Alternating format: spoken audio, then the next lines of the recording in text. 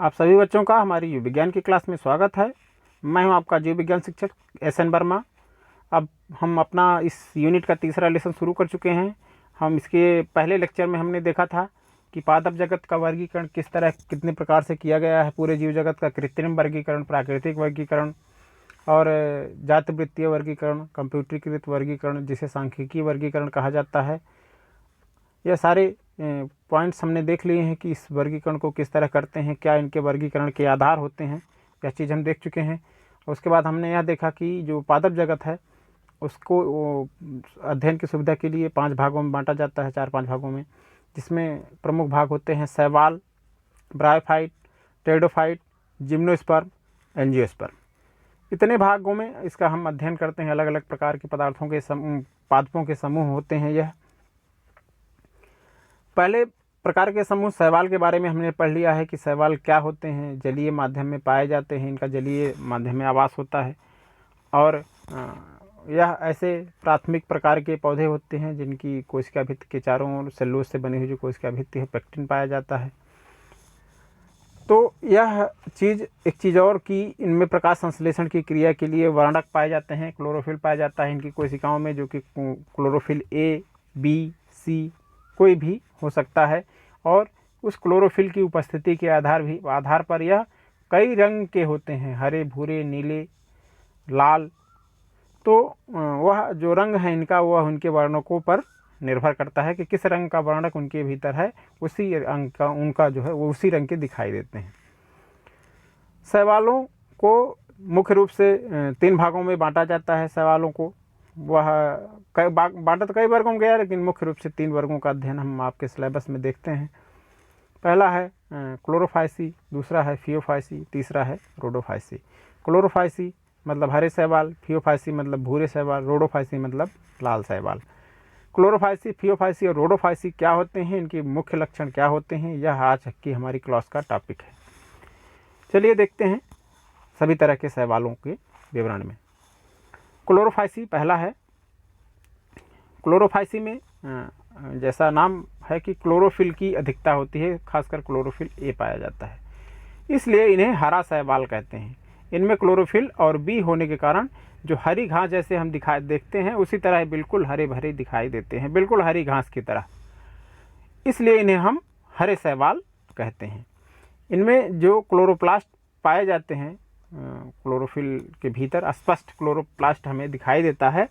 वह जो क्लोरोप्लास्ट होता है वह डिस्क के आकार का हो सकता है, प्लेट के आकार का हो सकता है, जालिकाकार रेटिकुलेट हो सकता है, जाल बनाया हुआ, या रिबन जैसे होता है उसके आकार का हो सकता है, या स्पाइरल या सर्पिल आकार का हो सकता है। तो क्लोरोफिल कई आकार के इनमें हमें दिखाई देते हैं। और प्रकाश संश्लेषण के लिए यह क्लोरोफिल और B होने के कारण यह सुपोषी पौधे होते हैं।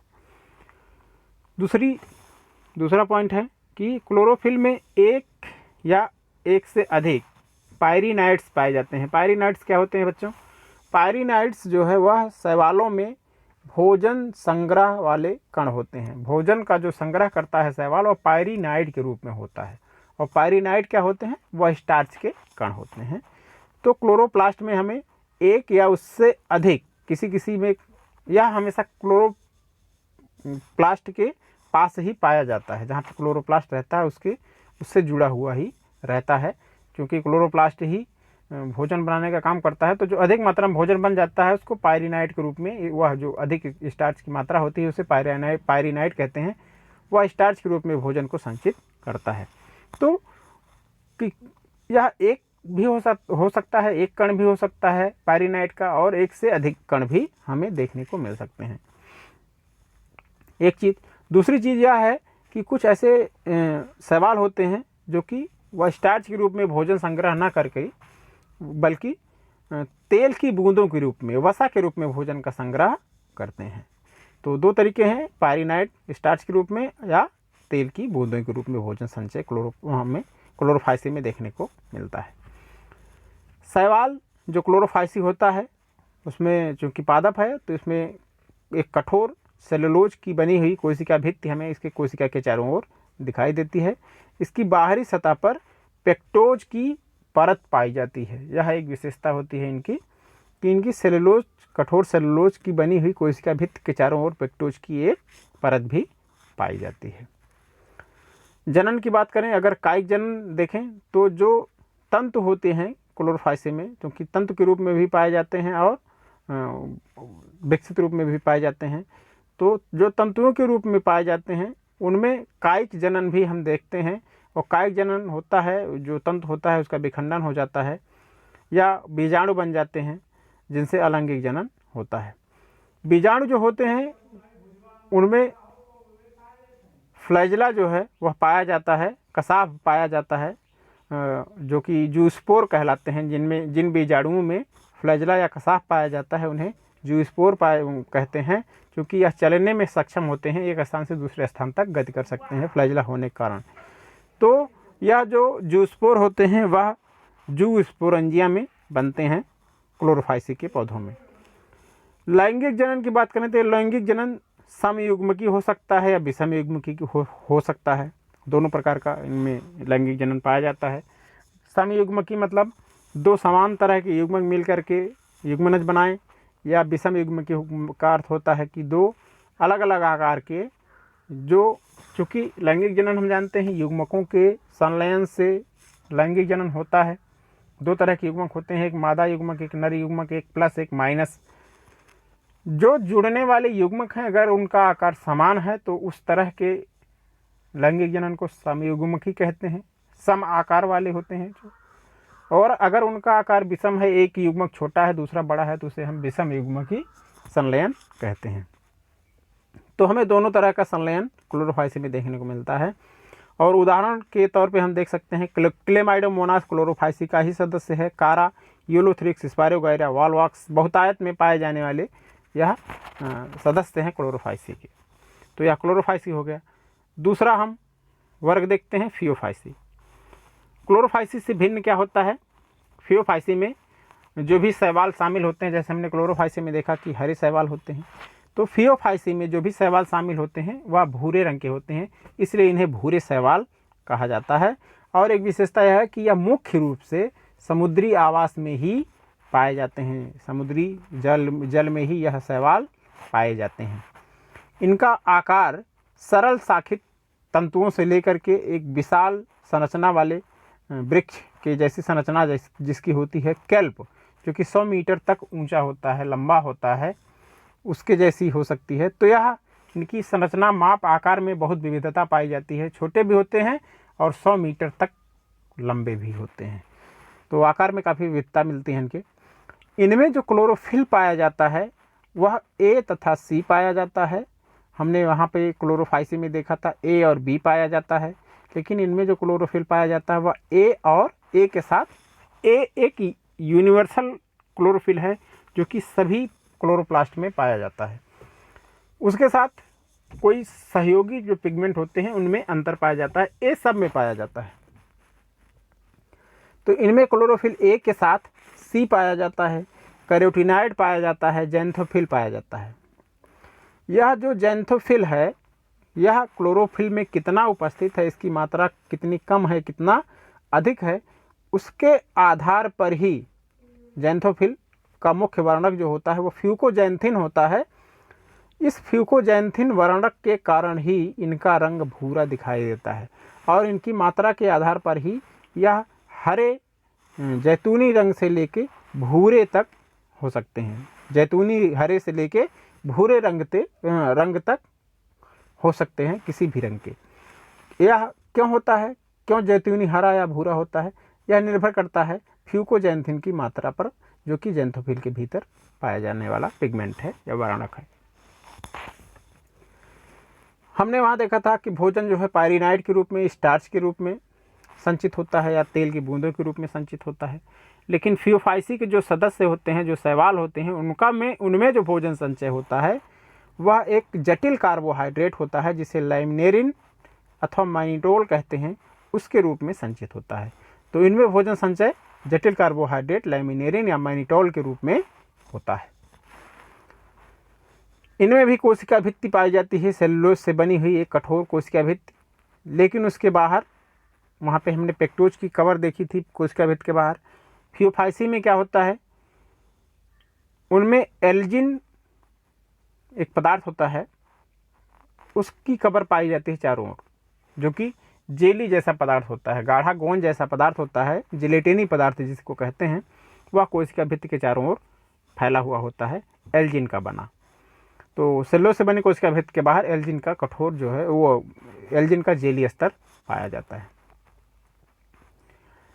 पौधा जो है जहाँ भी होता है वह एक आधार होता है, उसी से जुड़ा रहता है अपने, और वृंत पाया जाता है और एक पत्ती के आकार की प्रकाश संश्लेषी भाग इनमें हमें इसके शैवाल की संरचना में दिखाई देता है। आधार होता है, वृंत होता है और एक पत्ती के आकार की संरचना होती है इन शैवालों में, फियोफाइसी के जो सदस्य होते हैं। जनन की बात करें तो अलैंगिक जनन जो है वह कायिक विभाजन द्वारा होता है, और मतलब विखंडन होता है, जो पौधे का शरीर होता है कई हिस्सों में टूट जाता है, उसे हम कायिक जनन जो है विखंडन कहते हैं।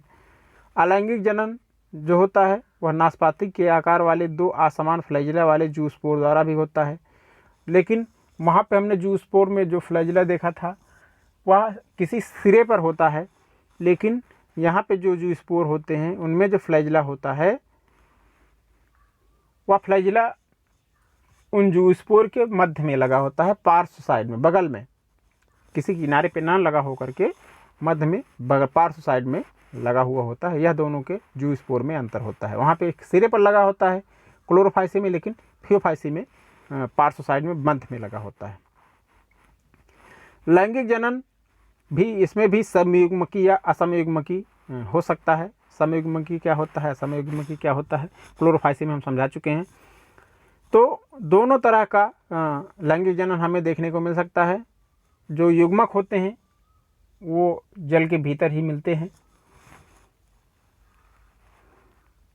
मतलब यह है कि जल में ही उनका संगम होता है, या फिर अंडधानी जो होती है ऊस्पोरेंजिया, उसमें उगोनिया, उसमें जो है इनमें संगम हो सकता है। तो अंडधानी में हो सकता है या जल में हो सकता है। युग्मक जो मिलते हैं वह उनका आकार नाशपाती के आकार का होता है, और इसमें भी जूस्पोर की तरह पार्श्व साइड में जो फ्लैजिला पाए जाते हैं। तो यह फियोफाइसी का लक्षण हो गया आपका कि क्या होता है। एक चीज़ है कि इनका अध्ययन थोड़ा सा जो है अगर हम कंपैरिजन करते हुए करेंगे तो बेहतर तरीके से हमें समझ में आएगा। चलिए अगला सदस्य देखते हैं, रोडोफाइसी। उसकी सदस्यों की क्या विशेषता होती है। रोडोफाइसी के जो सदस्य होते हैं वह हमेशा समुद्री जल में पाए जाते हैं, और यह सभी इनके जो वर्णक होते हैं रोडोफाइसी के वह फाइकोएरिथ्रिन होते हैं। फाइकोएरिथ्रिन होने के कारण इनका रंग लाल होता है, फाइकोएरिथ्रिन वर्णक के कारण, इसलिए इन्हें हम लाल शैवाल के नाम से जानते हैं। और इनका लाल रंग जो होता है वह आर फाइकोएरिथ्रिन के कारण ही होता है। लाल शैवाल में यह गर्म समुद्र में अधिक पाए जाते हैं, और इनमें या उथले जल में जहाँ प्रकाश कम पहुँचता है वहाँ भी अधिक पहुँचता है, वहाँ भी पाए जाते हैं। जहाँ गहरा जल होता है, जहाँ प्रकाश कम मात्रा में पहुँचता है, वहाँ भी पाए जाते हैं। इनका थैलस बहुकोशिकीय होता है, जिसमें जो है भोजन फ्लोरिडियन स्टार्च के रूप में संचित होता है। हमने अभी तक देखा था लैमिनेरिन और मैनिटोल के रूप में, स्टार्च के रूप में, पायरानाइट के रूप में, या तेल की बूंदों के रूप में। लेकिन जो रोडोफाइसिक सदस्य होते हैं उनमें जो भोजन संचय होता है वह फ्लोरिडियन स्टार्च के रूप में भोजन संचय होता है। या फ्लोरिडियन स्टार्च जो है वह कार्बोहाइड्रेट के एमाइलो प्रोटीन या ग्लाइकोजन की तरह ही होता है उसकी संरचना, फ्लोरिडियन स्टार्च की। कायिक जनन विखंडन द्वारा होता है, विखंडन होता है इनके शरीर का, और उसके द्वारा नए पौधे का जन्म हो सकता है। अलैंगिक जनन जो है वह अचल स्पोर द्वारा होता है, जो कि जिसमें फ्लैजिला नहीं पाया जाता है। लैंगिक जनन हमेशा विषम युग्मकी होता है, मतलब जो जुड़ने वाले युग्मक होते हैं वह आकार में समान नहीं होते हैं, आकार और संरचना में। इनके जो मुख्य सदस्य हैं वो पॉलीसाइफोनिया है, ग्रेसिलेरिया है, पोरफायरा है, जिलेडियम है। तो यह इनके प्रमुख सदस्य होते हैं। इसके सदस्य काफ़ी जो है इकोनॉमिकली काफ़ी यूज़फुल होते हैं। तो यह था रोडोफाइसिक सदस्य। तो हमने तीनों तरह के शैवालों के बारे में पढ़ लिया कि क्लोरोफाइसिक सदस्यों की क्या विशेषताएं होती हैं, फियोफाइसिक सदस्यों की क्या विशेषताएं होती हैं और रोडोफाइसिक के जो सदस्य होते हैं उनकी क्या विशेषताएं होती हैं। तो आज की क्लास यहीं समाप्त होती है। अब अगले टॉपिक के साथ हम मिलेंगे ब्रायोफाइट्स। वहाँ पे हम देखेंगे कि ब्रायोफाइट्स के क्या कैरेक्टर होते हैं। तब तक आप पढ़ते रहिए, स्वस्थ रहिए, घर पर रहिए और उसको पढ़ाए गए वीडियोज़ को बार बार देखते रहिए और बहुत बहुत शुभकामनाएँ।